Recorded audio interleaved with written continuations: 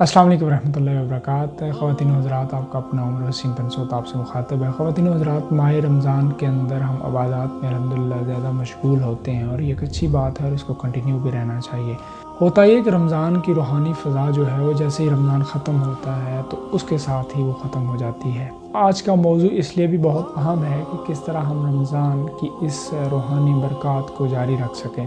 तो मैं इसीलिए आपसे आज जो सबसे अहम चीज़ हमारी ज़िंदगी के अंदर है वो नमाज है। नमाज के बारे में हम जानते हैं कि आप सल्लल्लाहु अलैहि वसल्लम ने फरमाया, नमाज मेरी आंखों की ठंडक है, नमाज दीन का सुतून है, नमाज काफ़िर और मुसलमान में फ़र्क करने वाली चीज़ है। नमाज के बारे में कुरान में भी अल्हम्दुलिल्लाह ताकीद हमें मिलती है, लेकिन नमाज के अंदर हमारी वो क्यों खुशू खुजू कायम नहीं रह पाता, इसकी थोड़ी सी नफ्सियाती और साथ साथ ज़ाहिर है इसकी रूहानी पहलू को हम देखने की कोशिश आज करेंगे कि किस तरह नमाज के अंदर एक खुशू खुजू हो सके, रग़बत हो सके। इस सारे मैकेनिज़्म के ज़रिए हम अपनी सोसाइटी के अंदर देखते हैं, आपने भी शायद गौर किया हो कभी कि बहुत सारे बुज़ुर्ग अल्हम्दुलिल्लाह 70-80 साल की उम्र में चले जाते हैं, लेकिन उनको शुगर नहीं होता, ब्लड प्रेशर नहीं होता, अल्हम्दुलिल्लाह फ़िट होते हैं।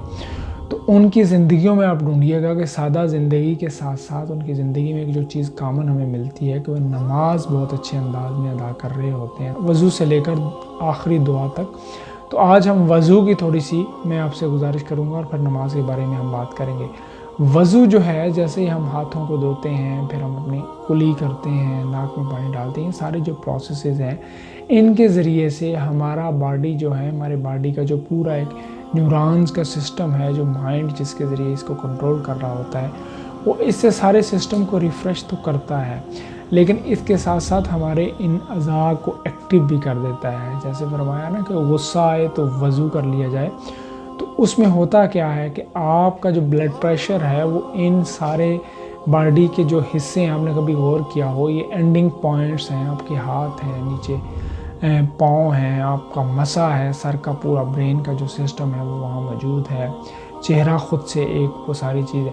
तो इन पे जैसे जैसे पानी जाता है और पानी गुज़रता है तो उससे एक हमें फ्रेशनेस और ताज़गी के साथ साथ हमारे ब्लड सर्कुलेशन को कंट्रोल करने में बड़ी मदद मिलती है और हमारे जो अज़ा इमोशनल स्टेट के अंदर जाके एंगर में आए होते हैं तो वो रिलैक्स हो जाते हैं। तो ये वज़ू का एक पूरा मैकेनिज़्म है, एक सिलसिला है। तो अब आते हैं नमाज के ऊपर। नमाज में जैसे ही हम खड़े होते हैं, क़याम जो होता है वो सबसे लंबा प्रोसेस होता है। तो जैसे हम फिर क़याम के बाद रुकू में जाते हैं तो उस वजह से आपके पाँव से लेकर आपकी कमर और आपके कंधों और आपके मोहरों को एक पूरा मौका मिलता है। बाज़ लोग बहुत जल्दी में रुकू करते हैं, तो उसके बारे में हम बात करेंगे कि जल्दी में नमाज़ पढ़ने के क्या नुकसानात हैं। तो जब हम रुकू के बाद खड़े होते हैं तो फिर कुछ देर के लिए हमारा ब्लड नॉर्मल हालत में आ जाता है। तो जैसे ही फिर हम सजदा में जाते हैं तो सजदा में हमारा जो पूरे जिस्म का ब्लड है उसका फ़्लो जो है आपके माइंड की तरफ, आपके ब्रेन को मिलता है।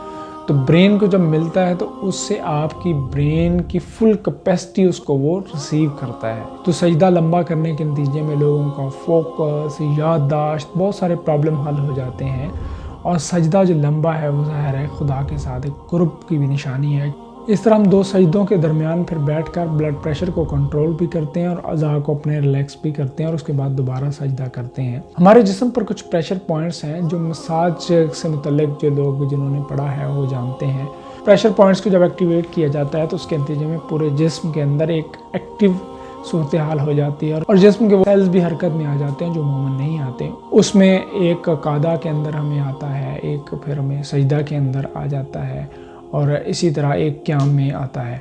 इसमें ज़ाहिर नित नई एक्सप्लोरेशन भी हो रही हैं और लोग इस पर काम भी कर रहे हैं, लेकिन सबसे अहम जो बात है, इसके ज़रिए अगर आपको रूहानी सुकून नहीं मिलता तो फिर आपकी नमाज नहीं है। वो जो हज़रत अली रज़ी अल्लाह तआला ने फरमाया ना कि वो नमाज का बेहतरीन मकाम है कि वो रब से बातें करते हैं और रब के साथ गुफ्तगू का मामला है। तो लेकिन अगर आप कम से कम भी म्यार ये रखें कि इससे आपको लज्जत, वो रूहानी खुराक या आपके अंदर एक आपके अंदर का सुकून न जागे, फिर ये नमाज नहीं है। इसी तरह वाइस वर्सा अगर हम देखें तो नमाज जो हम जल्दी पढ़ते हैं उसके नुकसानात हैं। ज़ाहिर है वो ब्लड प्रेशर का जो एक पूरा मैकेनिज़्म है वो डिस्टर्ब होता है। आपके माइंड का, आप सजदे में गए फौरी वापस आ गए, फ़्लो वो नहीं रहता। रुकू का भी यही मामला है। नमाज को आप उस अंदाज में नहीं पढ़ेंगे तो उसका फ़ायदे के बजाय नुकसान साइंसी तौर पर तो इस तरह साबित है, बाकी तो अल्लाह का मामला है, अल्लाह बेहतर जानता है। اللہ سے میں دعا گو ہوں کہ آپ کو اور مجھے بھی احسن طریقے میں نماز پڑھنے کی توفیق عطا فرمائے، تاکہ یہ نماز روز قیامت ہمارے اور آپ سب کے لیے باعث شفاعت بن جائے۔ نیکسٹ ویڈیو کے ساتھ حاضر ہوں گا، اس وقت تک کے لیے اجازت دیجیے۔ اللہ حافظ۔